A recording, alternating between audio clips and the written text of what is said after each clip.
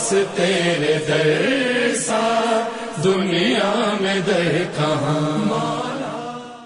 اما بعد فقد قال اللہ سبحانہ وتعالی فی القرآن الحکیم بسم اللہ الرحمن الرحیم هو الذی بعث فی الامیین رسولا منہم یتلو علیہم آیاتہ ویزکیہم ویعلمہم الکتاب والحکمہ وإن كانوا من قبل لفی ضلال مبین. صلوات علی محمد وآل محمد.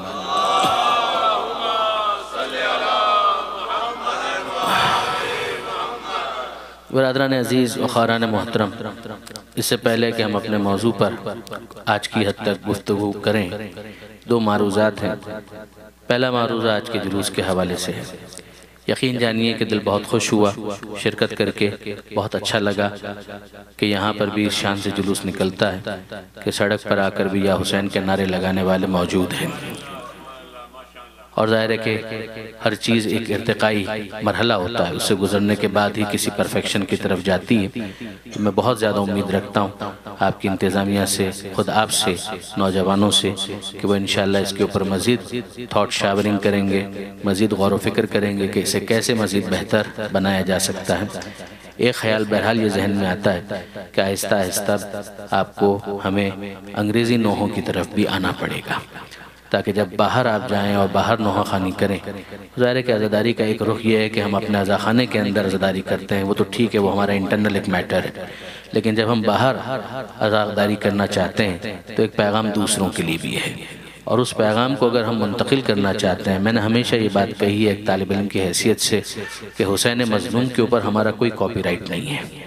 حسین سب کا، حسین تیرا، حسین میرا، حسین اس کا، حسین اس کا، حسین جگ کا، حسین سب کا، حسین رب کا.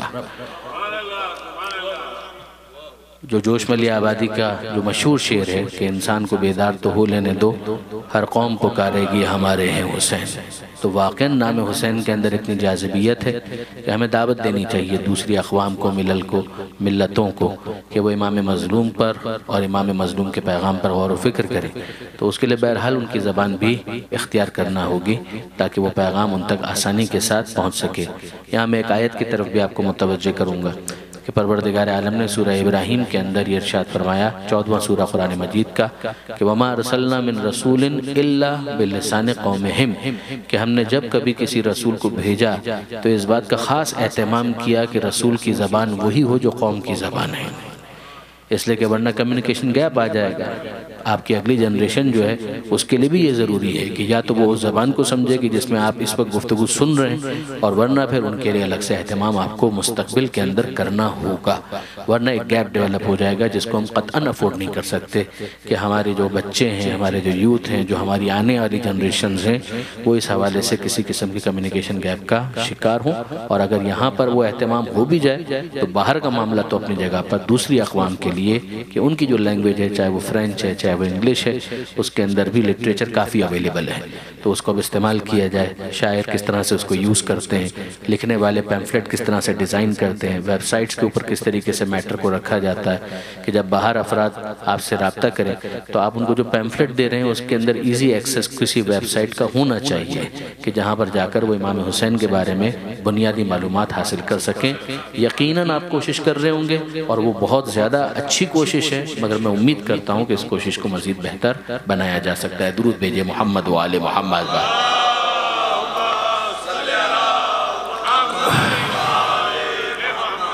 دوسری بات جو میں عرض کرنا چاہوں گا اس اعلان کے حوالے سے کہ ظاہر ہے کہ ڈونیشنز کی جو اپیل بار بار ہوتی ہے اور بالکل صحیح ہونی بھی چاہیے. دام درہم سخن قدم، ہر انسان اپنی کیپیسٹی کے اعتبار سے جب کنٹریبیوٹ کرتا ہے تو پھر کوئی نتیجہ ہمارے سامنے آتا ہے. آیت اللہ جعفر سبحانی حوزہ علم قم کی بہت مشہور شخصیت ہیں، بہت معروف شخصیت ہیں کہ جن کی کتابیں اردو میں بھی ٹرانسلیٹ ہوئیں، انگلش میں بھی ٹرانسلیٹ ہوئیں، عربی میں خود بھی انہوں نے کتابیں لکھی اور بہت سی کتابیں ان کی کے اندر بھی ٹرانسلیٹ ہوئی. انہوں نے ایک تفسیر لکھی ہے جس کا نام ہے منشور جاوید. منشور جاوید اس کا اردو ترجمہ ہوا قرآن کا دائمی منشور کے نام سے. یہاں میں عرض کروں اپنے نوجوان دوستوں ہی کے لیے کہ جو قرآن کی تفسیریں ہیں ان کی دو قسمیں ہیں براڈلی، ویسے تو کافی ہیں مگر براڈلی دو قسمیں ہیں. ایک ترتیب نزول اور ترتیب تلاوت کو مد نظر رکھتے ہوئے اس کو کہا جاتا ہے تفسیر ترتیبی، یعنی وہ تفسیر کہ جس کے اندر ترتیب کا خیال رکھا جائے کہ سورہ فاتحہ سے شروع کیا اور سورہ والناس تک اس کو پہنچایا، تو ایک ترتیب کے ساتھ تفسیر کی جاتی ہے۔ اس کی مثال تفسیر نمونہ ہے، تفسیر نور ہے، نقن صاحب کی تفسیر فصل الخطاب، یہ ساری تفسیریں ترتیبی ہیں۔ وہ عربی کے اندر بہت لکھی گئیں، انگریزی میں بھی لکھی گئیں۔ پھر ایک دوسرا اسٹائل ہے تفسیر کا جس کو کہا جاتا ہے ٹاپیکل کامنٹری، یعنی ٹاپک وائز، سبجیکٹ وائز۔ اگر آپ نے قرآن مجید کے اندر ایک موضوع دیکھا، توحید، اور اس توحید سے متعلق جتنی آیتیں ہیں ان سب کو ایک جگہ پر اکٹھا کر لیا اور پھر اس کے بعد اس کی تفسیر کرنا شروع کی، اس کو کہا جائے گا ٹاپیکل کامنٹری۔ قرآن میں آیات ولایت، قرآن میں آیات رسالت، قرآن کے اندر آیات قیامت، قرآن کے اندر آیات جو عبادت کو ڈیفائن کرتی ہیں، ان سب کو ایک طرف رکھ لیا اور پھر اس کو ٹاپک وائز ڈسکس کیا۔ علامہ آیت اللہ جعفر سبحانی نے یہ جو ٹاپیکل کامنٹری کا اسٹائل اختیار کیا تو اس کے اندر چند جلدیں، چند والیومز ہیں کہ جو انہوں نے اس مقصد کے لیے وقف کیے کہ اس میں پیغمبر اکرم کی سیرت کو انہوں نے ڈسکس کیا از روئے قرآن، یعنی ٹاپک یہ لیا کہ سیرت رسول قرآن کی نظر میں۔ اب اس کے اندر جتنی آیتیں پیغمبر اکرم کی سیرت سے متعلق ہیں ان سب کو ڈسکس کیا، including the verse we are discussing۔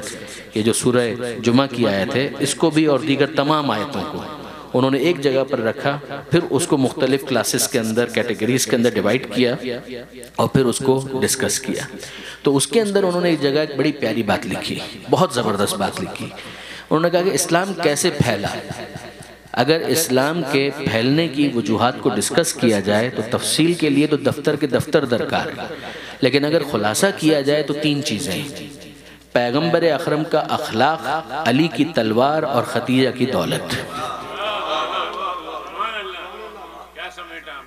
پیغمبر اکرم کا اخلاق ہے جس کے ذریعے سے لوگ جذب ہوئے، لوگ قریب ہوئے، لوگ اٹریکٹ ہوئے۔ جناب امیر المومنین کی تلوار ہے جو دفاع کے لیے اٹھی، کبھی آفنس نہیں کیا، دفاع، ڈیفنس کے لیے۔ اور پھر تیسرا موقع ہے جناب خدیجہ کا مال، کہ اگر آپ کوئی بھی دین کا کام بھی کرنا چاہتے ہیں تو بٹ نیچرل، اس کے لیے جہاں ہیومن ریسورس کی ضرورت ہے وہاں پر فائنینشیل ریسورسز کی ضرورت تو ہے۔ ہم دیکھتے ہیں کہ پروردگار عالم نے خود اس کو بھی ایک امتحان ہی کا عنوان دیا ہے۔ قرآن مجید کے اندر آپ کو صدقہ ایک عنوان نظر آئے گا، انفاق فی سبیل اللہ ایک عنوان نظر آئے گا، زکوٰۃ ایک عنوان نظر آئے گا، خمس ایک عنوان نظر آئے گا۔ یہ جو چیزیں ہیں ان کو ہم کیا کہیں گے؟ یہ ساری کی ساری فائنینشیل وہ لائبلٹیز ہیں کہ جو اسلام بیان کرتا ہے کہ ایک مومن اگر صاحب ایمان ہے تو ان تمام تر چیزوں کو اسے ادا کرنا ہے تاکہ اس کے ایمان کی جسٹیفیکیشن پتہ چل سکے۔ ہم دیکھتے ہیں کہ پروردگار عالم نے کافروں کے مزاج کے اوپر تنقید کی ہے سورہ یاسین کے اندر کہ اذا قیل لهم انفقوا مما رزقکم اللہ، کہ جب ان کافروں سے کہا جاتا ہے کہ خرچ کرو اس میں سے کہ جو اللہ نے تمہیں رزق کے طور پر دیا ہے، تو پہلے تو یہ خناس اپنے ذہن سے نکالو کہ جو تم نے کمایا ہے اس میں تمہاری کلاکاری ہے، تمہاری کاریگری ہے کہ ہم نے یہ کیا اور ہم نے وہ کیا۔ کوشش کرنا تمہارا کام تھا مگر آل محمد کے صدقے میں قبول اسی نے کیا ہے۔ تو سب سے پہلے تو یہ خناس ذہن سے نکالو کہ صبح سے لے کر شام تک مزدوری ہم نے کی، پسینہ ہم نے بہایا اور اس کے بعد پھر اللہ کی راہ میں ہم خرچ کر دیں، یہ کیا مطلب ہوا؟ نہیں، اگر تم یہ سمجھتے ہو کہ واقعاً یہ تم نے کمایا ہے تو یہ قارون کی سوچ ہے، پھر اپنا مال اپنے پاس رکھو۔ لیکن اگر نہیں، اگر تم یہ سمجھتے ہو کہ یہ عطائے پروردگار ہے بتصدق محمد و آل محمد، تو پھر اس کے بعد تمہارے اندر اتنا حوصلہ ہونا چاہیے کہ جب ان کے صدقے میں ملا ہے تو ان کے کاموں کے اندر اسے خرچ کرنے کا بھی حوصلہ ہو۔ وَإِذَا قِيلَ لَهُمْ أَنفِقُوا مِمَّا رَزَقَكُمُ اللَّهُ، جب ان سے کہا جاتا ہے کہ خرچ کرو اس میں سے کہ جو اللہ نے تمہیں رزق کے طور پر دیا ہے، قَالَ الَّذِينَ كَفَرُوا، تو کافر کہتے ہیں، لِلَّذِينَ آمَنُوا، صاحبان ایمان سے کہتے ہیں، أَنُطْعِمُ، ہم ان کو کھلائیں، مَن لَوْ يَشَاءُ اللَّهُ أَطْعَمَهُ، اگر اللہ چاہتا تو خود کھلا دیتا۔ وہ بھی وسیلے کی اہمیت کو نہیں سمجھ پائے کہ پروردگار عالم چاہتا تو یقیناً کھلا دیتا، وہ تمہیں صاحب عزت بنانا چاہتا ہے، صاحب شرف بنانا چاہتا ہے، تمہیں اپنی نمائندگی کا شرف دینا چاہتا ہے۔ تم کیسے احمق ہو کہ اس کے نمائندگی کے شرف کو قبول کرنے سے انکاری ہو، نہ خود وسیلہ بنتے ہو اور جن کو اس نے براہ راست وسیلہ بنایا ہے نہ ان کا وسیلہ ہونا تمہیں سمجھ میں آتا ہے۔ خرچ کرو اس میں سے جو اللہ نے تمہیں رزق دیا ہے۔ یہ کہتے ہیں ہمیں کیا ضرورت ہے ہم اوور اسمارٹ بنے، اگر اللہ چاہتا تو انہیں خود کھلا دیتا۔ یہ کتنا بڑا ایلوژن ہے، یہ کتنا بڑا ایک فالس ایزمپشن ہے، یہ کتنی بڑی غلط فہمی ہے کہ جہاں پر ایزمپشن نمبر 1 یہ ہے کہ بھائی اللہ ہر چیز کے اوپر قدرت رکھتا ہے، جواب جی ہاں۔ اللہ کے خزانے میں کوئی کمی واقع ہو گئی ہے، جواب جی نہیں۔ تو وہ قدرت بھی رکھتا ہے، خزانے بھی اس کے پاس ہیں، تو پھر وہ کھلائے۔ اس کا مطلب یہ ہے کہ وہ ان کو بھوکا دیکھنا چاہتا ہے، ہم کو وہ دولت مند دیکھنا چاہتا ہے، ان کو وہ بھوکا دیکھنا چاہتا ہے۔ غلط۔ پروردگار اگر چاہتا تو ہر چیز خود کر لیتا، لیکن پھر اس کے بعد نہ تمہارا امتحان ہوتا، نہ امتحان میں کامیاب ہونے والے ہوتے، نہ امتحان میں ناکامی کا کوئی مطلب ہوتا۔ اسی طرح سورہ منافقون، وہاں پر بھی ہم دیکھتے ہیں کہ پروردگار عالم نے یہ ارشاد فرمایا انفقو، خرچ کرو، مما رزقناکم، اس میں سے جو ہم نے تم کو رزق دیا ہے۔ آپ یہ اصرار تو دیکھیں کہ پروردگار کتنا اصرار کرتا ہے، ہم نے جو رزق دیا ہے اس میں سے خرچ کرو، من قبل ان یاتی احدکم الموت، اس سے پہلے کہ موت کے عفریت کے پنجے آ کر تمہیں دبوچ لیں، تمہارا وقت آخر آ جائے۔ فیقول، تو پھر وہ کہنے والے کہیں گے رب لولا اخرتنی الی اجل قریب، کہ ہمارے پروردگار تھوڑی سی مہلت مل سکتی ہے، تھوڑی سی گنجائش، کچھ اس کو ڈیفر کر دیا جائے، تھوڑا سا ڈیلے کر دیا جائے، ملک الموت کہیں چلا جائے 5-10 منٹ کے لیے، 25 منٹ کے لیے، آدھے گھنٹے کے لیے، رب لولا اخرتنی الی اجل قریب، اے پروردگار اسے تھوڑا سا ڈیلے کیوں نہیں کر دیتا، فاصدق واکم من الصالحین، کہ میں تیری راہ میں صدقہ دے کر صالحین میں شامل ہو جاؤں۔ مگر وہ پھر ریگریٹس ہیں، پھر وہ پچھتاوا ہے۔ کرنے کا وقت تو یہ والا ہے کہ جب انسان سانس چل رہی ہے، آخری وقت نہیں آیا ہے اور انسان اس کام کو انجام دے۔ دیکھیے برادران عزیز، نہج البلاغہ کے اندر امیر المومنین علی ابن ابی طالب علیہ السلام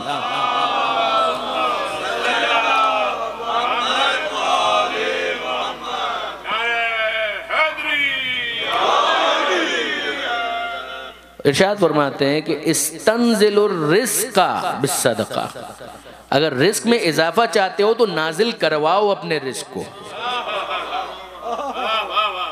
ایک تو یہ ہے نا کہ ہم فقط دعا کریں اے پروردگار رزق دے دے، مگر ایک یہ ہے کہ نازل کرواؤ۔ عربی کے اعتبار سے باب استفعال، جس سے یہ استنزال نکلا ہے، ایک تو نزول ہے نیچے آنا، لیکن ایک استنزال نازل کروانا، کہ استنزل الرزق بالصدقہ۔ اب صاحبان علم تشریف فرمائے، وہ جانتے ہیں کہ کوئی ریئیکشن ہو، اس کو فاسٹ کرنا ہو تو کیٹلسٹ کا استعمال کیا جاتا ہے۔ امیر المومنین فرماتے ہیں کہ رزق کو نازل کرواؤ، تو مولا وہ کیٹلسٹ کیا ہے کہ جس کے ذریعے سے وہ رزق جو ہے اس کو نازل کروانا ہے، کھینچ کر نازل کروانا ہے، وہ کیا ہے؟ کہ استنزل الرزق بالصدقہ، جتنا صدقہ دیتے جاؤ گے رزق تیزی کے ساتھ نازل ہوتا چلا جائے گا۔ اپنے رزق کو نازل کرواؤ۔ حدیث کے اندر عجیب تعبیرات ہیں کہ جو ہمیں نظر آتی ہیں کہ پروردگار کے ساتھ معاملہ کرو، تجارت کرو اس طرح سے کہ اس کی بارگاہ میں اگر صدقہ دو گے تو بے فکر رہو کہ تمہیں وہ پلٹ کر اور زیادہ دے گا۔ دیکھیے ایک اور حدیث مجھے یاد آئی کہ داؤ مرضاکم بالصدقہ، اپنے مریضوں کی بیماری کا علاج کرو صدقے کے ذریعے سے۔ دوا تو کرواؤ، مگر وہی اس دوا کو اگر فاسٹ امپلیمنٹ کروانا ہے، اس کا ایکشن اگر چاہتے ہو کہ اس کے اندر تیزی آ جائے، اثر آ جائے، تو ایک کام کرو کہ مریض کا علاج بھی کرواؤ، دوا بھی دو، لیکن ساتھ ساتھ صدقہ دو، جو دوا وہ لے رہا ہے اس کا اثر تیز ہو جائے گا۔ آپ نے غور فرمایا برادران عزیز، یہ انداز جو اختیار کیا ہے۔ ایک اور آیت سنیے چلیے، اس کے بعد ہم آئیں اسی موضوع سے متعلق جو آیت ہے اس کے اوپر، 4 پارہ جہاں پر شروع ہوتا ہے، لن تنالوا البر، تم اس وقت تک نیکی کے کمال تک نہیں پہنچ سکتے۔ یہ قرآن کتنی ڈیسائیسو پالیسی دے رہا ہے۔ لن تنالوا البر، لن نیور، ہو ہی نہیں سکتا۔ ایک ہے نو، اس کے لیے قرآن کے اندر الفاظ استعمال ہوتے ہیں لا، ما، نو۔ ایک ہے لن، جس کا مطلب ہے نیور، یہ ہو ہی نہیں سکتا۔ لن تنالوا البر، تم اس وقت تک نیکی کے کمال تک نہیں پہنچ سکتے۔ البر، بر یعنی نیکی کا کمال، ایک ہے نیکی اور ایک ہے نیکی کا کمال۔ ایک ہے عام نیکی، اور اس نیکی کے اندر بھی جو درجات ہیں، البر، نیکی کے کمال تک تم پہنچ ہی نہیں سکتے، حتیٰ جب تک تنفقو، تم اس میں سے خرچ کر دو کچھ مما تحبون، جو تمہیں خود بہت زیادہ پسند ہے۔ دیکھیے برادران عزیز، یہ جو من ہے نا اس کے اندر، حتی تنفقوا مما تحبون، اس کے ذریعے سے ترجمہ ہوتا ہے کہ اس میں سے کچھ خرچ کر دو کہ جو تم نے خود بہت زیادہ چاہا ہے، اس میں سے کچھ خرچ کر دو۔ یعنی ایک چیز ہے، فرض کیجئے کہ وہی والی بات، اب یہاں پر تو وہ چیز نہیں ہوگی، مجھے نہیں معلوم ہے یا نہیں ہے، لیکن مثال کے طور پر لباس استعمال ہو گیا، پرانا ہو گیا، اور اب کسی غریب کو دے دیا، نیکی تو یہ بھی ہے، ایسا نہیں ہے کہ یہ نیکی نہیں ہے۔ پھینک دینے سے تو بہرحال بہتر ہے کہ کسی غریب تک پہنچ جائے اور وہ اس کو استعمال کر لے، بہت اچھا ہے، نیکی تو یہ بھی ہے۔ مگر نیکی کا کمال کیا ہے؟ کہ نیکی کا کمال یہ ہے کہ جو تم نے ابھی تازہ لباس سینے کے لیے خریدا ہے، اس میں سے کچھ اللہ کی راہ میں خرچ کرو، اس میں سے کچھ دو، تو یہ کیا ہے گا کہ یہ نیکی کا کمال ہے۔ کہ پورا دے دوں، کہ پورا نہیں مانگا، اس میں سے کچھ، اس میں سے کچھ، تو تم نیکی کے کمال تک پہنچ جاؤ گے۔ اب دیکھیے برادران عزیز، یہ پروردگار عالم کا کیا کرم ہے۔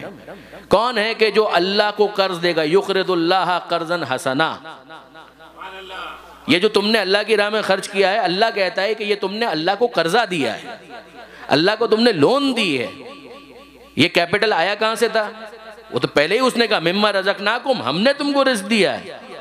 اب ذرا دیکھیے برادران عزیز، اپنا کچھ نہیں ہے، سب کچھ اسی کا دیا ہوا ہے، سب کچھ اسی کا دیا ہوا ہے، اور پھر وہ اس کے بعد بندوں کی عزت افزائی کے لیے جو سب کچھ اس نے دیا ہے اس میں سے کچھ کا مطالبہ کرتا ہے، اور کہتا ہے کہ اس میں سے کچھ اللہ کی راہ میں خرچ کرو۔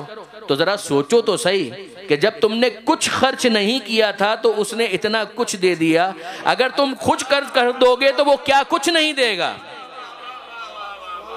اور یہ پھر بندے کا ظرف ہے کہ اس نے کچھ مانگا اور یہ کچھ دینے کے لیے تیار نہیں ہوتا، اور وہ آل محمد کا ظرف ہے کہ مانگا کچھ ہوتا ہے اور یہ سب کچھ دینے کے لیے تیار ہو جاتے ہیں۔ پھر اس کے بعد اگر پروردگار ان کے صدقے میں بہت کچھ دے دے تو حیرت کس بات کی ہے۔ دیکھیے برادران عزیز، یہ سیکوینس اسی طریقے سے، اس کے لیے بھی تزکیہ نفس کی ضرورت ہے کہ انسان اپنے آپ کو جنروسٹی کے لیے، سخاوت کے لیے آمادہ کرے۔ میں یہاں پر آپ کی خدمت میں ایک اور لفظ جو ہے اس کو بھی نوجوانوں کے لیے واضح کرنا چاہوں گا۔ ہم نے بہت یہ لفظ سنا ہے، اخلاق، اخلاق، ایتھیکل ویلیوز ہوتی ہیں، مورلز، یہ ساری چیزیں۔ لفظ اخلاق کا مطلب کیا ہے؟ پیغمبر اکرم ختمی مرتبت احمد مجتبی محمد مصطفیٰ صلی اللہ علیہ وآلہ وسلم،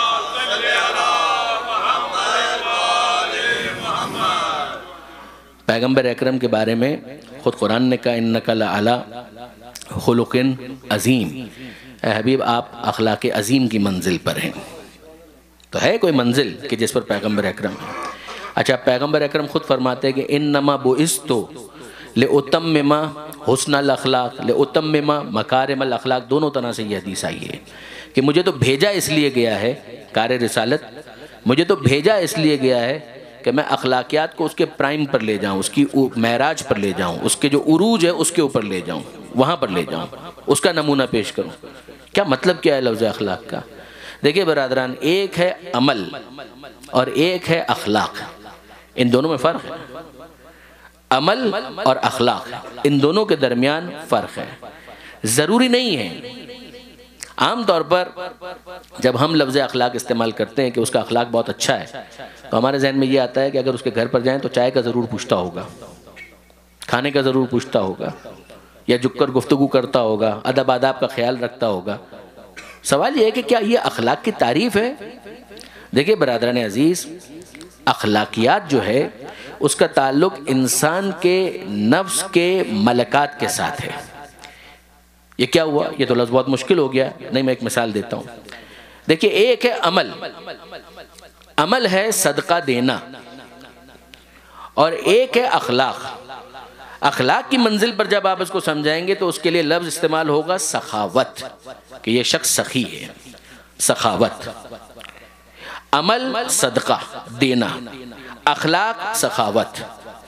جب وہ صدقہ دے رہا ہے تو کیا لازمی طور پر وہ سخی بھی ہے؟ کوئی ضروری نہیں ہے، کوئی ضروری نہیں ہے۔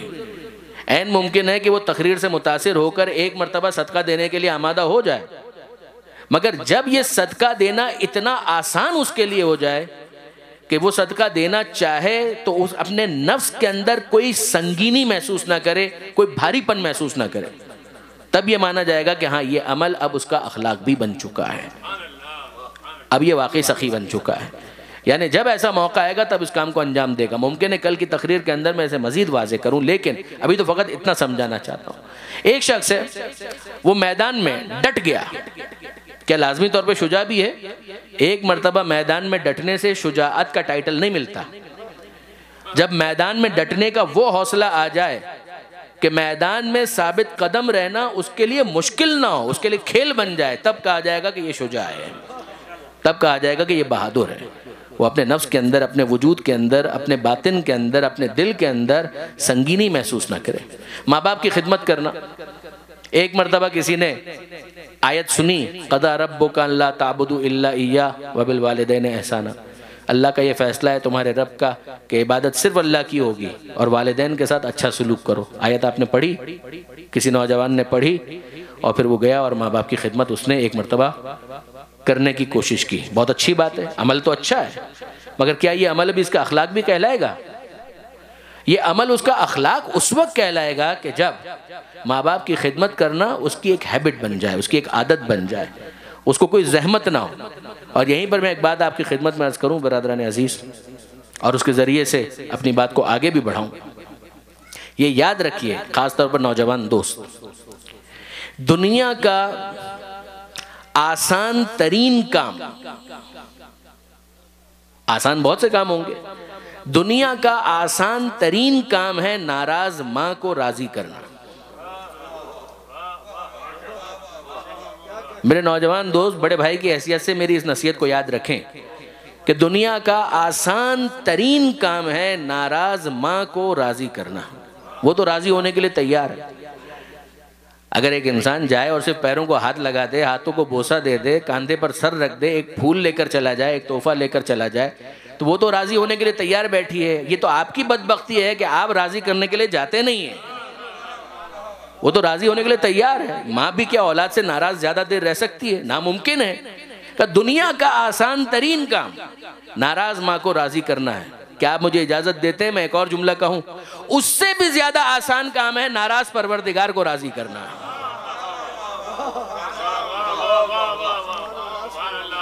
یعنی عام طور پر ذہن میں یہ آتا ہے کہ انسان کی کیا اوقات ہے. علامہ ذیشان حیدر جوادی علی اللہ مقامہ نے ایک جگہ تفسیر قرآن میں اس نقطے کو لکھا ہے اپنے ترجمے کے حاشیے کے اندر.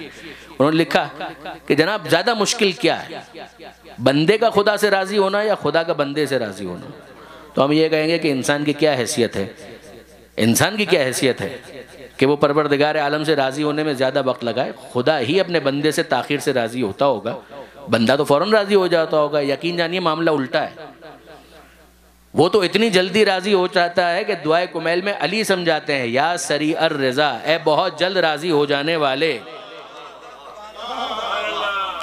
اے بہت جلد راضی ہو جانے والے. اغفر لمن لا یملک الا الدعاء، اس پر رحم کر، اس کی مغفرت کر کہ جس کے پاس دعا کے سوا کچھ نہیں ہے. وسلاحہ البکا، اور جس کا اسلحہ ہے کہ بکا کرے، تیری بارگاہ میں فریاد کرے. یا من اسمہ دوا و ذکرہ شفا و طاعتہ غنن. کیا انداز ہے کہ جو امیر المومنین جس کو اختیار کرتے ہیں، اے بہت جلد راضی ہو جانے والے. وہ اتنی جلدی راضی ہو جاتا ہے کہ کبھی آنسو کے ایک قطرے پر راضی ہو جاتا ہے، کبھی ندامت کے ایک سجدے پر راضی ہو جاتا ہے.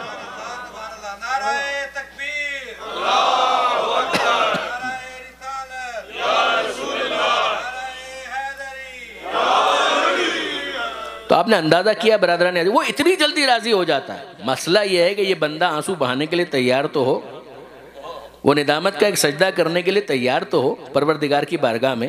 اب آپ غور فرمائیے اور مزید دیکھیے آل محمد نے جو ہمیں، میں نے پہلے بھی عرض کی تھی کہ دعائیہ جو لٹریچر ہمیں دیا ہے، ہم پورے فخر کے ساتھ صحیفہ کاملہ کو دنیا کے سامنے پیش کر سکتے ہیں کہ ذرا دیکھو تو صحیح، یہ ہیں آل محمد کہ جنہوں نے خدا سے مناجات کا ڈھنگ بتایا. میں پہلے بھی عرض کر چکا ہوں، خدا سے مناجات، خدا سے بات کرنے کا پروٹوکول یہ وہی بتا سکتا ہے جو وہاں سے آیا ہو. جو وہاں سے آیا وہ بتائے گا. آپ تعقیبات مشترک کے اندر ذرا دیکھیے اور اندازہ کیجئے کہ کیا قیمت آپ لگائیں گے اس مناجات کی، اس دعا کی. مفاتیح الجنان کے اندر جہاں ہر نماز کے بعد پڑھنے کی تعقیبات ہے، اس کے اندر ایک ہے تاکیبات مشترک جو کسی بھی نماز کے بعد پڑھی جا سکتی ہے. ذرا دیکھیے اس کے اندر انداز کیا ہے, کیا سکھایا جا رہا ہے. معصوم کے الفاظ, معصوم تعلیم دے رہے ہیں. اللہم کہ خدا کو ایسے پکارو, اللہم ان مغفرتک ارجا من عملی, اے میرے پروردگار, اے میرے خدا, مجھے اپنے عمل سے اتنی امید نہیں ہے جتنی تیری مغفرت سے امید ہے. وَإِنَّ رَحْمَتَكَ أَوْسَعُ مِن ذَنْبِي, اور اے میرے رب, اے میرے پروردگار, مجھے اتنا پتا ہے کہ میرے گناہوں سے زیادہ تیری رحمت وسعت رکھتی ہے. اللہم, اے اللہ, ان کانا ذنبی عندک عظیماً, اگر میرے گناہ عظیم ہیں, فعفوک اعظم من ذنبی, تو میں جانتا ہوں کہ تیری معافی عظیم تر ہے. اللہم ان لم اکن اہلاً ان ابلغ رحمتک, اگر میں اس قابل نہیں کہ آگے بڑھ کر تیری رحمت تک پہنچ سکوں, فرحمتک اہل ان تبلغنی, تو تیری رحمت یقیناً اس قابل ہے کہ وہ آگے بڑھ کر مجھ تک پہنچ جائے. وَتَسَعْنِي, اور مجھے اپنے گھیرے میں لے لے, لِأَنَّهَا وَسِعَتْ كُلَّ شَيْءٍ, اس لئے کہ اس نے تو ہر چیز کو اپنے گھیرے میں لیا ہوا ہے, تو میں کیسے محروم رہ جاؤں گا, میں کیوں کر محروم رہ جاؤں گا. کیا امید دلائی ہے, کیا امید دلائی ہے معصوم نے.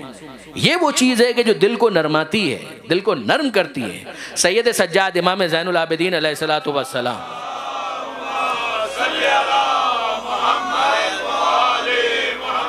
حج ہی کے موقع پر حسن بصری, آپ جانتے ہیں صوفیہ کے سلسلے کے ایک بزرگ, بلکہ بعض افراد تو انہی سے تصوف کے آغاز کی بھی باتیں کرتے ہیں, البتہ صوفیہ اپنا سلسلہ مولا تک جوڑتے ہیں. قطع نظر اس بحث سے, حسن بصری کا ایک تبصرہ, حج کے ایام میں حسن بصری نے ایک جملہ کہا, اور وہ جملہ کیا تھا؟ وہ کہتے ہیں کہ لیس العجب ممن ہلک کیف ہلک. حسن بصری کہہ رہے ہیں, وہ کہہ رہے ہیں مجھے کوئی حیرت نہیں ہوتی, اور بالکل حیرت نہیں ہوتی کہ اگر کوئی ہلاک ہو کر جہنم میں چلا گیا تو کیسے چلا گیا. وہ جانا ہی چاہیے. دنیا کی رنگینیاں ہیں, نفس کے وسوسے ہیں, شیطان کا بہکاوا ہے, تو اگر کوئی شخص ہلاک ہو کر جہنم کے گڑھے میں چلا گیا مجھے کوئی حیرت نہیں ہوتی. انما العجب ممن نجا کیف نجا, مجھے تو حیرت اس پر ہوتی ہے کہ جو بچ بچا کر جنت میں چلا گیا تو کیسے چلا گیا. دنیا کی رنگینی کے بعد, نفس کے بہکانے کے بعد, نفس امارہ کی سرکشی, شیطان کے وسوسے, اس کے بعد یہ کون ہے کہ جو جنت میں چلا گیا. مجھے اس پر حیرت ہوتی ہے. اگر کوئی ہلاک کر جہنم میں چلا گیا تو مجھے کوئی حیرت نہیں ہوتی. چوتھے امام کے سامنے یہ تبصرہ پیش کیا گیا کہ مولا حسن بصری نے یہ معرفت سے بھرپور جملہ کہا ہے. امام نے اپریشیٹ نہیں کیا, امام نے اپریشیٹ نہیں کیا. امام نے کہا حسن بصری نے غلط کہا, میں اسے ایگری نہیں کرتا. مولا پھر آپ کیا کہتے ہیں؟ چوتھے امام کہتے ہیں میرا جملہ یہ ہے, لیس العجب ممن نجا کیف نجا, مجھے کوئی حیرت نہیں ہوتی, اور بالکل حیرت نہیں ہوتی کہ کوئی نجات پا گیا اور جنت میں چلا گیا تو کیسے چلا گیا. انما العجب ممن ہلکا کیف ہلکا, مجھے تو تعجب اس بدبخت پر ہے کہ ہلاک ہو کر جہنم میں چلا گیا تو کیسے چلا گیا. دنیا کی رنگینی اپنی جگہ پر, نفس امارہ کی سرکشی اپنی جگہ پر, شیطان کے وسوسے اپنی جگہ پر, یہ رحمت خدا کی وسعت کے بعد کون بدبخت ہے کہ جو جہنم کا ایندھن بن گیا. مجھے حیرت اس کے اوپر ہے. یہ اگر جنت میں چلا گیا مجھے کوئی حیرت نہیں, خدا معاف کرنا چاہتا ہے, پروردگار اپنے بندوں کے اوپر کرم کرنا چاہتا ہے. برادران عزیز, بحث یہ تو ہے ہی نہیں کہ خدا اپنے بندوں سے راضی ہونا چاہتا ہے یا نہیں. بحث اتنی ہے کہ بندے اپنے خدا کو راضی کرنا چاہتے ہیں یا نہیں. بحث صرف اتنی ہے. لیکن ایک بات یہاں پر میں درمیان میں عرض کر دوں, اور آپ کے ذوق سے بہت قریب ہو کر عرض کر دوں, کہ وہ خدا کہ جو بہت جلد راضی ہو جاتا ہے, بہت جلد راضی ہو جاتا ہے, دین سے اس وقت تک راضی نہیں ہوتا جب تک علی کی ولایت کا اعلان نہ ہو جائے.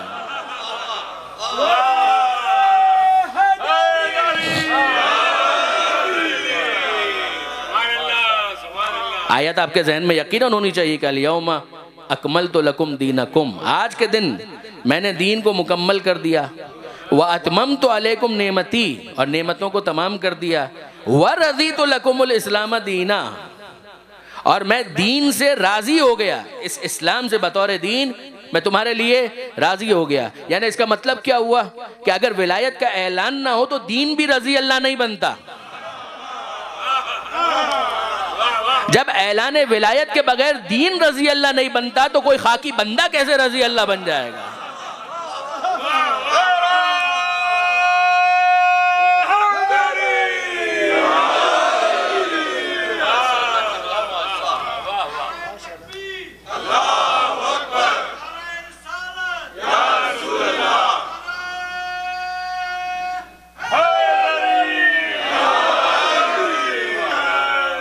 اب برادران عزیز ذرا سا اس آیت پہ اور رک جائیے. یہ جو آیت ہے آیہ اکمال دین اتمام نعمت جس کو کہا جاتا ہے، میں آپ سے کیا عرض کروں، میں طالب علم ہمیشہ میں نے عرض کیا اور ابھی بھی یہی کہتا ہوں، آج بھی طالب علم ہوں، مگر ایک کنونشنل جو طالب علمی کا زمانہ ہوتا ہے جب وہ شروع ہوا اس زمانے سے پھر قرآن کا مطالعہ شروع کیا، میں پریشان ہو گیا اس آیت کے اوپر. اس آیت کے اندر ایک لفظ وہ ہے کہ جو پریشان کرنے والا ہے، اور وہ ہے اتممت علیکم نعمتی، نعمت کو میں نے تمام کر دیا.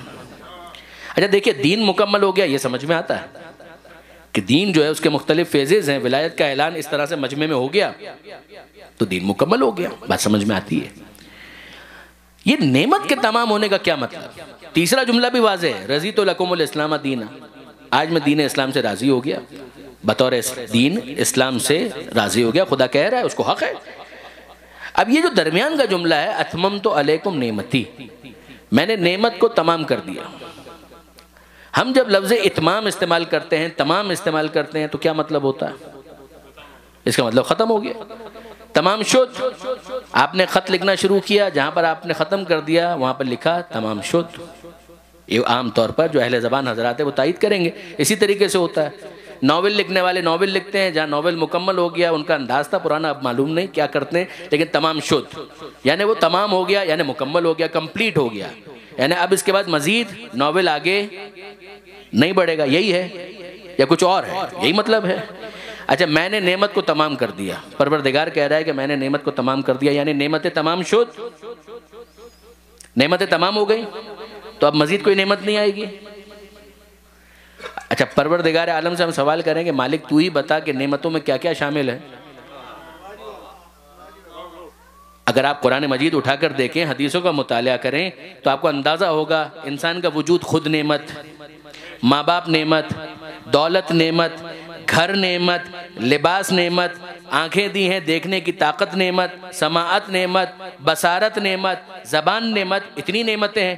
تو کیا ہم یہ سمجھیں کہ اس کے بعد دنیا کے اندر انسان پیدا ہونا ختم ہو گئے؟ وجود تو نعمت ہے. یا جتنے آ رہے ہیں ان کو آنکھیں نہیں مل رہی، ان کو دولت نہیں مل رہی، وہ جتنے بھی آئیں گے وہ بے مکان ہوں گے، ان کا کوئی مکان نہیں ہوگا، کیا یہ مطلب ہے؟ تو کوئی بھی اس بات سے ایگری نہیں کرے گا. یہ تو ہمارے وجدان، ہمارے مشاہدے کے خلاف ہے، ہماری آبزرویشن کے خلاف ہے کہ جتنے افراد آ رہے ہیں ان کا آنا بتا رہا ہے کہ پروردگار کی نعمت تو آ رہی ہے. تو پھر اس کا کیا مطلب ہے؟ اتممت علیکم نعمتی، میں نے نعمت کو تمام کر دیا، کچھ تو مطلب ہوگا. اچھا، ایک خیال ذہن کے اندر آیا، اس کو حل کیا ہمارے استاد علامہ طالب جوہری صاحب نے. انصاف کی بات یہی ہے، ایک مرتبہ میں نے ان کے سامنے یہ مسئلہ رکھا تھا، انہوں نے اس کے اوپر بہت سیر حاصل گفتگو کی. اب اسی کا میں خلاصہ آپ کے سامنے بیان کر رہا ہوں کہ یہ جو اتممت علیکم نعمتی ہے، تو یہ نعمتیں تو آ رہی ہیں، تو یہ نعمتیں مراد ہی نہیں ہیں، یہ نعمتیں تو مسلسل آ رہی ہیں. تو پھر کیا ہے کہ مراد یہ ہو سکتی ہے کہ ہم سیاق کو دیکھیں، کانٹیکس کو دیکھیں. بات تو ہو رہی تھی ولایت کی، ولایت خود ایک نعمت ہے، لہٰذا پروردگار عالم یہ کہنا چاہتا ہے کہ نعمت ولایت کو میں نے تمام کر دیا. اس کا مطلب کیا ہوا؟ یعنی امیر المومنین کے اوپر ولایت ختم ہو گئی؟ بات تو نہیں بنے گی برادران عزیز، اس لیے کہ اگر علی کے اوپر ولایت کی نعمت تمام ہو گئی ہے اور ختم ہو گئی ہے تو پھر حسن مجتبیٰ، پھر حسین شہید کربلا، پھر سید سجاد، یہ باقی ائمہ، یہ بھی تو سلسلہ ولایت ہی کی مختلف فردیں ہیں، تو ان کو کیا کہا جائے گا؟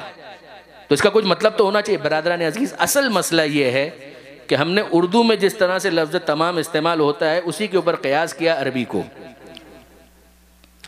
کیا عربی کے اندر بھی اس کا یہی ایک مطلب ہے؟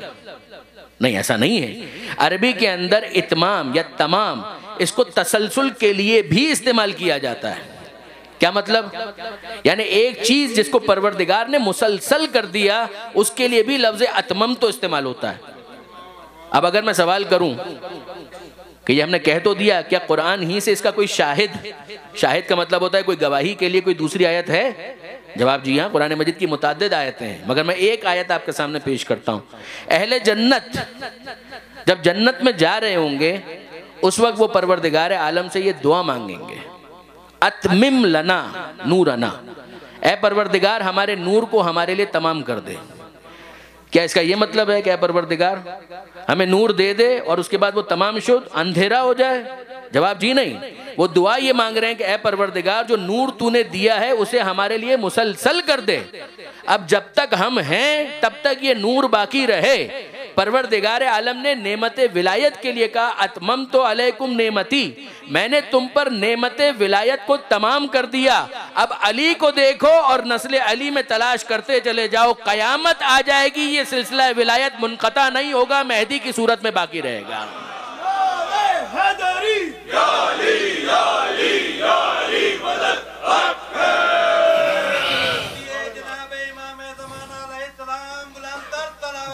اللہ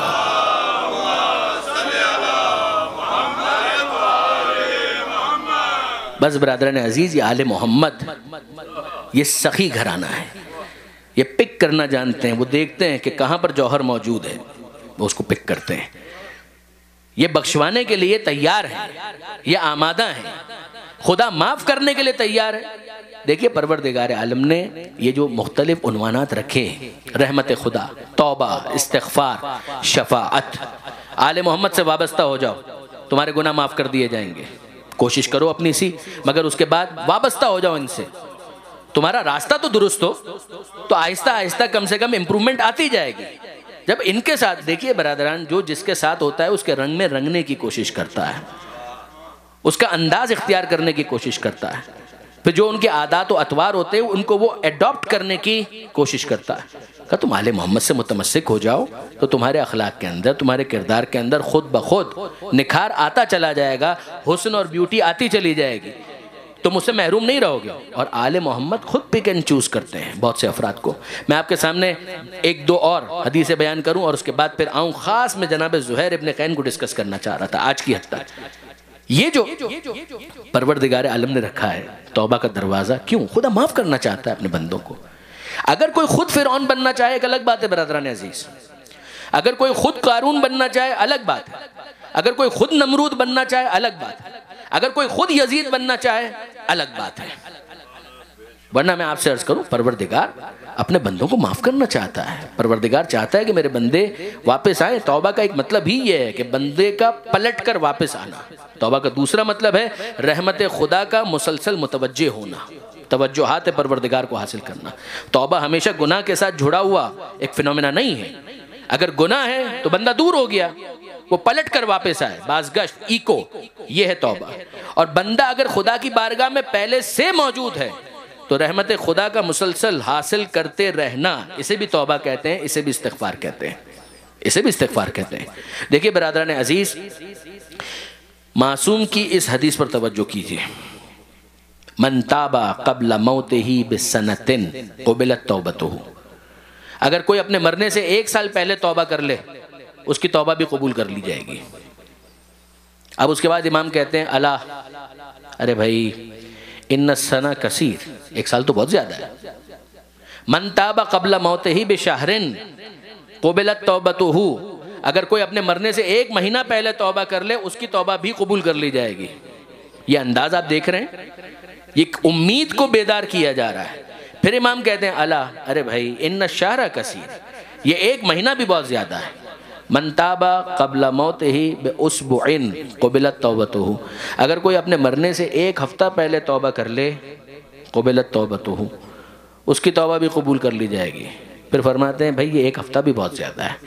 من تاب قبل موتہ بیوم، اگر کوئی اپنے مرنے سے 1 دن پہلے توبہ کر لے قبلت توبتہ، اس کی توبہ بھی قبول کر لی جائے گی. یقین کریں گے. اس کے بعد امام کہتے ہیں اللہ ان الیوم کثیر، 1 دن بھی بہت زیادہ ہے. من تابا قبل موتہ بساعۃ، اگر کوئی مرنے سے 1 لمحہ پہلے توبہ کر لے قبلت توبتہ، اس کی توبہ بھی قبول کر لی جائے گی. حور کی توبہ آپ کو سمجھ میں آ رہی کہ وہ توبہ کیوں قبول ہو رہی ہے؟ توبہ ہو اور خالص ہو، یہ شرف حاصل ہو جائے. حسین تلاش کر رہے ہیں کہ وہ اس کے اندر جوہر موجود ہے، اسے آنا چاہیے. پروردگار عالم 1 لمحہ پہلے، بس یہی نہیں معلوم کہ وہ 1 لمحہ آخری کون سا ہے. اسی لیے مولا نے کہا کہ ہر لمحے کو آخری لمحہ سمجھو. خواہ انسان جسور نہ بنے، جسارت کے اوپر آمادہ نہ ہو. وہ اپنی اصلاح کے لیے تیار ہو، نا امید بھی نہ ہو۔ پروردگار عالم نے کیا قرآن کے اندر یہ نہیں کہا؟ یا عباد الذین اسرفوا، سورہ زمر 39واں سورہ 39 چیپٹر، یا عباد الذین اسرفوا علی انفسہم، اے میرے وہ بندوں کہ جنہوں نے اپنے آپ پر تجاوز کیا، ٹرانسگریس کیا، اسراف کیا، گناہ کیا۔ کس کا نقصان کیا؟ زید کا، بکر کا، عمر کا، خالد کا، یونس کا، کس کا نقصان کیا؟ اپنا نقصان کیا۔ لا تقنطوا من رحمت اللہ، مگر خبردار میں تمہیں یہ حق نہیں دیتا کہ تم میری رحمت سے مایوس ہو جاؤ۔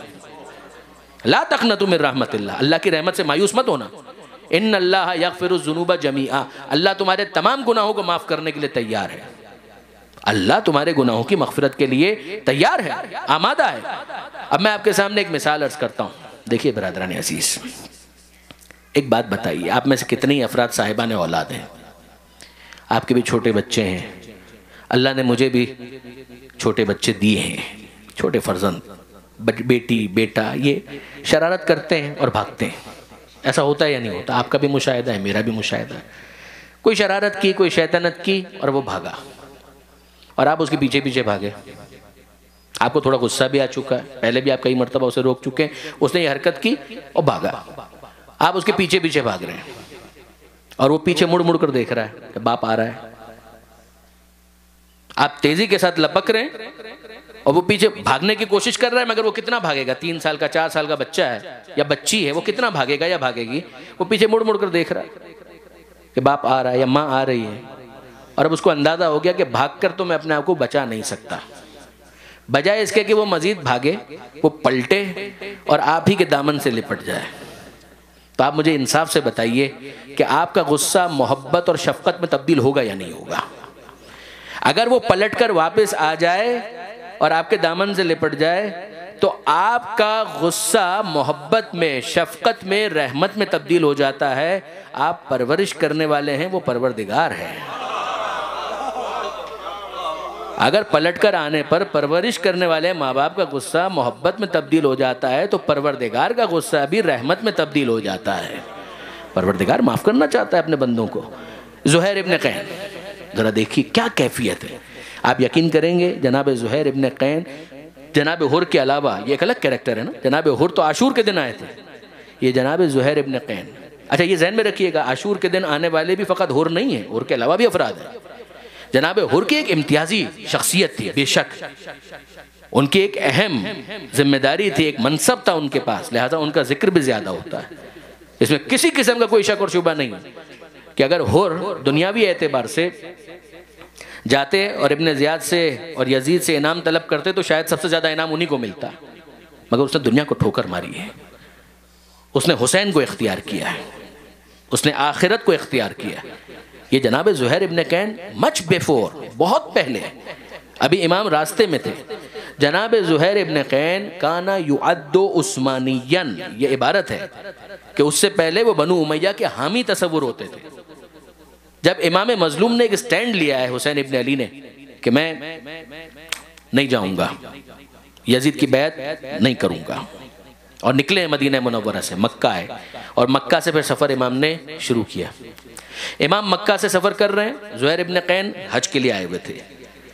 امام نے حج کو عمرے سے تبدیل کیا ہے، زہیر کے ساتھ جو قافلہ ہے وہ چھوٹا سا ہے، اور آپ جانتے ہیں کہ اگر زیادہ لوگ ہوں تو موومنٹ میں ٹائم زیادہ لگے گا، اور کم لوگ ہیں تو وہ تیزی کے ساتھ موو کر سکتے ہیں۔ تو زہیر حج کر کے موو کر رہے ہیں، آگے جا رہے ہیں۔ ان کو پتا ہے کہ امام حسین علیہ السلام نے یزید کی بیعت سے انکار کر دیا ہے، سٹینڈ لیا ہے، مجھے کیا کرنا ہے؟ زہیر نے ارادہ یہ کیا تھا کہ میں اس کیس کے اندر نیوٹرل رہوں گا، نہ میں یزید کا ساتھ دوں گا، نہ میں حسین ابن علی کا ساتھ دوں گا۔ یہاں تک وہ آ چکے تھے۔ جو پہلے بنو امیہ کا حامی تصور ہوتا تھا وہ یہاں تک آ چکا تھا کہ اس پورے کیس کے اندر نہ میں یزید کی سائیڈ لوں گا، نہ حسین ابن علی کا ساتھ دوں گا، میں نیوٹرل رہوں گا۔ یہ جناب زہیر ابن قین کا فیصلہ تھا۔ اب اس کے لیے انہوں نے کیا کیا تھا؟ آپ جانتے ہیں پرانے زمانے کے اندر آج بھی یہ ہوتا ہے کہ جب سفر ہو، بسز کے ذریعے سے کاروان اگر چل رہا ہو تو وہ بعض مقامات پر پڑاؤ ڈالتے ہیں، کھانا کھانے کے لیے، دوسری ضروریات سے فارغ ہونے کے لیے، اگر رات بہت زیادہ ہو گئی آرام کرنے کے لیے مختلف مقامات پر پڑاؤ ڈالتے ہیں، جس کو منزل کہا جاتا ہے کہ منزل کہاں پر کرنی ہے۔ جناب زہیر ابن قین جہاں کہیں پڑاؤ ڈالتے تو ایک سوال کرتے، حسین ابن علی نے تو یہاں پر پڑاؤ نہیں ڈالا. ایسا نہ ہو کہ مجھے حسین کو فیس کرنا پڑ جائے اور جو میں نے فیصلہ کیا ہے مجھے اسے چینج کرنا پڑ جائے. یہ کربلا کے جو بعد میں انتہائی اہم شہید بنے ان کی میں بات کر رہا ہوں، زہیر ابن قین کی. یہاں پر حسین نے تو پڑاؤ نہیں ڈالا. حسین نے پڑاؤ ڈالا ہے، کہا ہم یہاں پر منزل نہیں کریں گے، اگلے اسٹیشن پر چلو. اور اگر پتہ چلے کہ نہیں حسین نے پڑاؤ نہیں ڈالا تو ٹھیک ہے، ہم یہیں پر منزل کریں گے. سفر تیزی کے ساتھ آگے بڑھ رہا تھا، یہاں تک کہ ایک ایسا اسٹیشن آیا کہ زہیر ابن قین اگر یہاں پر پڑاؤ نہیں ڈالتے تو پھر اس کے بعد اگلی منزل بہت دور ہے، پاسبل نہیں ہے. انہوں نے پوچھا حسین نے تو یہاں پر پڑاؤ نہیں ڈالا. جواب ملا کہ نہیں، حسین نے تو پڑاؤ ڈالا ہے، حسین نے بھی اپنا خیمہ اسی جگہ پر لگوایا ہے. زہیر نے کہا ہم آگے جائیں گے. جواب ملا آگے تو بہت دور ہے. مجبور ہوئے وہیں پر انہوں نے پڑاؤ ڈالا. یہ جناب زہیر ابن قین. اور جناب زہیر ابن قین اپنے خیمے کے اندر ہے. ان کی زوجہ، ان کی وائف، بیوی بھی ایسی ہو کہ جو حق کی طرف لے کر آئے، آخرت کی طرف لے کر آئے. جناب زہیر ابن قین اپنی زوجہ کے ساتھ خیمے کے اندر بیٹھے ہیں، کھانا کھا رہے ہیں. دق الباب ہوا، خیمے کے اوپر کسی نے نوک کیا. جناب زہیر ابن قین کے ہاتھ میں جو نوالا تھا وہ اسی طرح سے رہ گیا. سوال کرتے ہیں کون؟ جواب ملا کہ میں حسین ابن علی کا پیغام لے کر آیا ہوں. ایک نوجوان جو حسین ابن علی کا پیغام لے کر آئے. زہیر کہتے ہیں کیا پیغام ہے؟ کہ فرزند رسول آپ سے ملنا چاہتے ہیں، آپ کو دعوت دی ہے کہ آپ آئیں اور فرزند رسول سے ملاقات کریں. زہیر ابن قین کے ہاتھ میں جو نوالا تھا وہ گر گیا. سمجھ میں نہیں آ رہا کیا جواب دیں. ملاقات کرنا نہیں چاہ رہے تھے، ملاقات کرنا پڑ رہی ہے. انکار کر دیں، ہاں بولیں، کیا کریں؟ زوجہ نے ایک جملہ کہا جس کی وجہ سے میں نے تعریف کی. ان کی زوجہ نے ایک جملہ کہا، اے زہیر فرزند رسول تمہیں بات چیت کے لیے دعوت دے رہے ہیں، جا کر سنو تو صحیح کہ وہ کیا کہنا چاہتے ہیں. زہیر ابن قین نے کہا ہاں میں چاہوں گا اور جا کر فرزند رسول کی بات سنوں گا کہ حسین کیا کہتے ہیں. یقین جانیے برادران عزیز، زہیر ابن قین گئے اور جب پلٹ کر آئے ہیں تو زہیر ابن قین وہ نہیں تھے، تبدیل ہو چکے تھے. یہ حسین ابن علی کی نگاہ ہے، دیکھ رہی ہے. یہ شخص ضائع نہیں ہونا چاہیے، اس شخص کو خراب نہیں ہونا چاہیے، اس شخص کو یزیدی نہیں ہونا چاہیے. اس کے اندر جوہر موجود ہے، کیوں یہ جہنم کا ایندھن بن رہا ہے؟ حسین ابن علی اپنے لشکر کی مختصر سی تعداد کو پورا کرنا چاہتے ہیں. حسین ابن علی کے علم میں ہے کہ میرے ساتھ کون کون شہید ہونے والا ہے.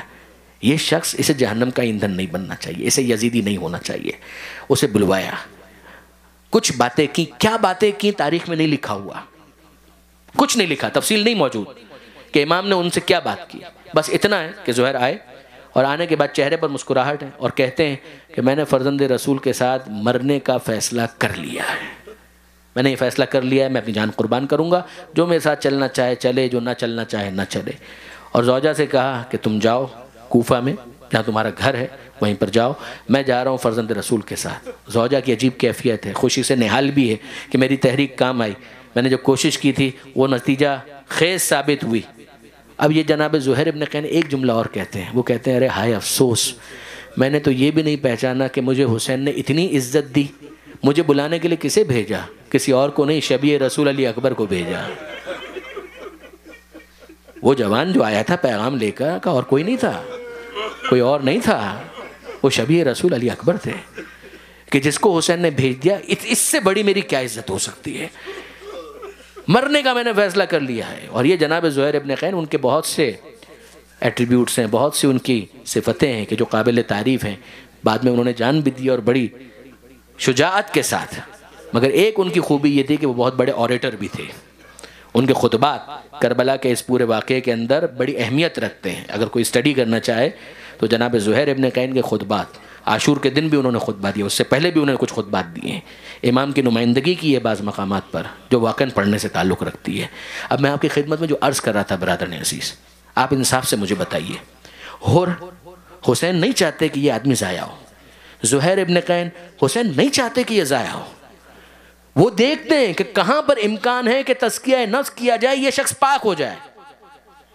جو پیغمبر اکرم کے کاموں کے اندر ہے کہ وہ نفسوں کو پاک کرتے ہیں. یہ منیت کی منزل پر فائز ہے حسین ابن علی. وہ تلاش کرتے ہیں کہ کون سا ایسا فرد ہے.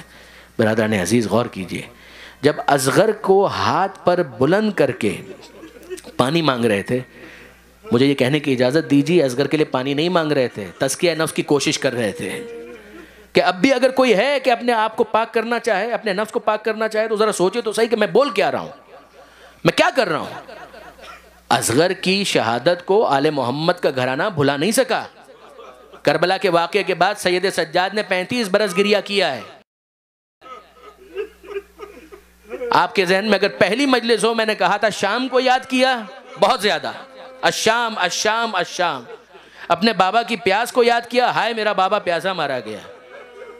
اور یقین کریں گے تیسری چیز جس کو بہت زیادہ یاد کیا وہ اصغر کی شہادت ہے. سید سجاد مدینہ منورہ میں تھے اور مختار کوفہ کے اندر حاکم بن چکے ہیں. قاتلان حسین کو چن چن کر گرفتار کر رہے ہیں اور قتل کر رہے ہیں.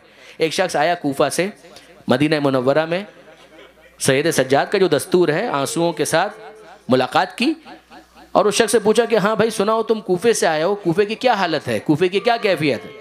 کہا مولا میں کیا بتاؤں، کوفہ کے اندر مختار کا حکم چلتا ہے اور مختار جو ہے وہ ایک ایک کر کے قاتلان حسین کو پکڑتے ہیں، گرفتار کرتے ہیں، اقبال جرم کرواتے ہیں اور پھر اس کو قتل کروا دیتے ہیں. مختار کا یہ بہت بڑا کنٹریبیوشن ہے. جو اقبال جرم وہ کرواتے تھے، ابن زیاد کے دربار میں رجسٹر کے رجسٹر موجود تھے. ہر ایک نے انعام حاصل کرنے کے لیے اپنے اپنے جرائم لکھوائے تھے. مختار ان رجسٹرز کے اندر لکھی ہوئی انٹریز کے ساتھ اس کو میچ کرتے تھے اور پھر اس کے بعد اس کو سب کے سامنے نمونہ عبرت بناتے تھے. جب اس نے یہ کہا کہ مولا قاتلان حسین، آپ کے بابا، آپ کے خانوادے کے افراد، ان کے قاتلوں کو ایک ایک کر کے چنتے ہیں، گرفتار کرتے ہیں اور اس کے بعد ان سے اقبال جرم کر کے ان کو قتل کر دیتے ہیں.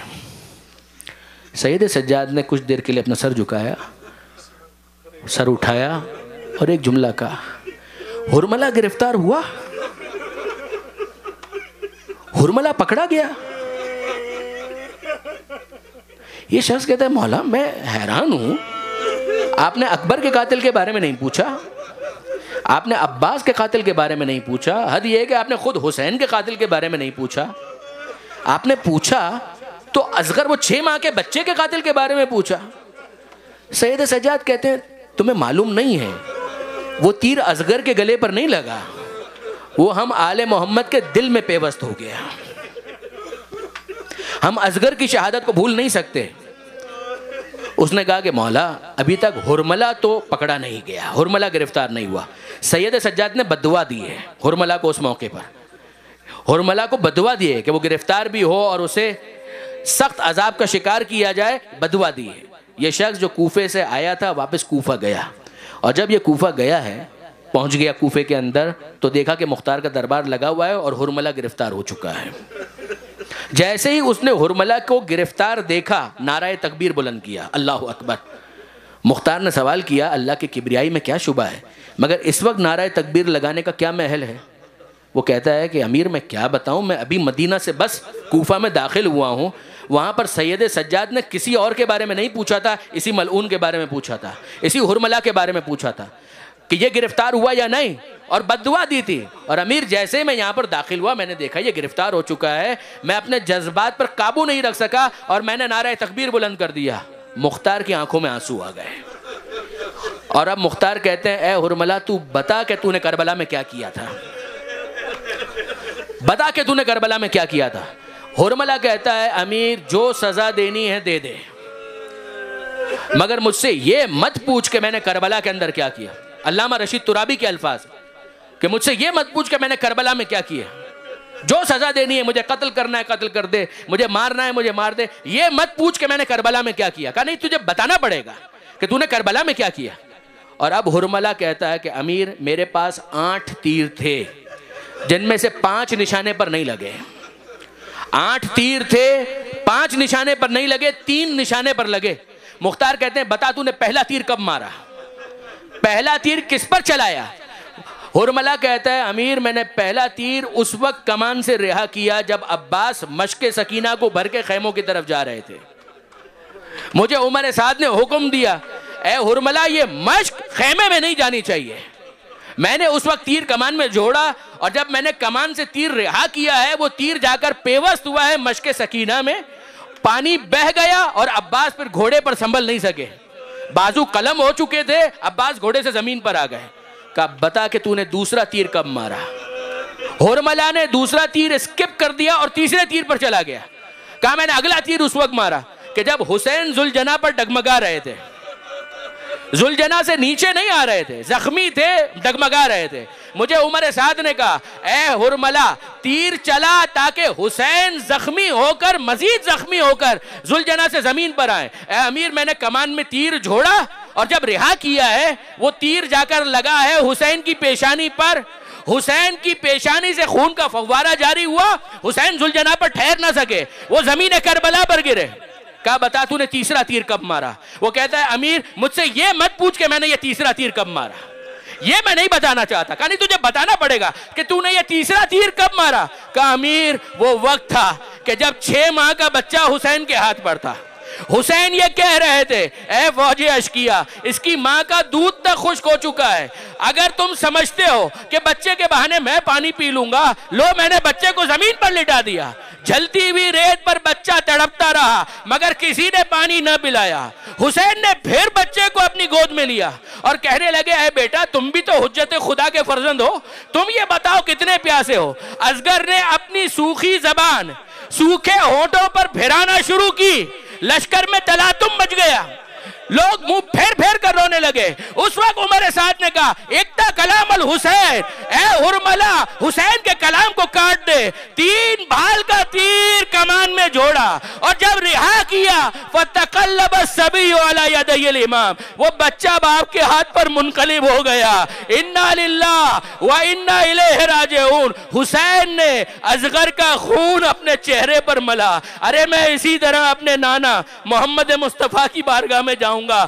آگے بڑھتے ہیں، پیچھے ہٹتے ہیں، سمجھ نہیں آ رہی کہ کیسے ماں کو بتائیں کہ بچے کے ساتھ یہ ہو گیا۔ رضن بقضائہ وتسلیما لامرہ، انا للہ وانا الیہ راجعون۔ بس عزیزوں جب رباب کے خیمے کے قریب آئے ہیں اور رباب کو دکھایا ہے اے رباب تیرے لال کو پانی نہ ملا سکا، حسین تجھ سے شرمندہ ہے، رباب کہتی ہے یا بنیا ام مثلو کا ینہار، اے بیٹا اصغر 6 ماہ کے تو جانور بھی ذبح نہیں کیے جاتے۔ ارے وہ کون شقی اور بدبخت تھا کہ جس نے تیرے سینے کو، جس نے تیرے گلے کو تیر سے شگافتہ کر دیا۔ بس عزیزوں آخری جملے میرے سنیے اور اس کے بعد ماتم کیجئے اور خوب ماتم کیجئے۔ جب حسین رخصت آخر کے لیے سید سجاد کے پاس آئے ہیں، سید سجاد کے پاس رخصت آخر کے لیے آئے تھے، اس موقع پر سید سجاد سے کہا اے بیٹا سید سجاد ہم تو میدان میں جا رہے ہیں مگر جب تم پلٹ کر شہر وطن واپس جانا، ہمارے چاہنے والوں سے ملاقات ہو تو ان سے کہنا شیعتی ما ان شربتم ما عذبن فاذکرونی، اے ہمارے چاہنے والوں جب کبھی ٹھنڈا پانی پینا اپنے پیاسے امام کی پیاس کو یاد کر لینا، او سمیتم بے غریبن او شہیدن فندبونی، اور اگر سنو کہ پردیس میں کوئی مسافر مارا گیا تو اس پردیسی مسافر کا ماتم بعد میں کرنا، اپنے پردیسی امام کا ماتم پہلے کرنا۔ لیتکم فی یوم عاشورہ جمیعا تنظرونی، اے ہمارے چاہنے والوں تم بہت یاد آئے عاشور کے دن، کاش تم ہوتے تو اپنی آنکھوں سے دیکھتے۔ کیف استسقی لطفل، میں کیسے اپنے اصغر کے لیے پانی مانگ رہا تھا، پانی تو نہ آیا، تیر سے میرے اصغر کو سیراب کیا۔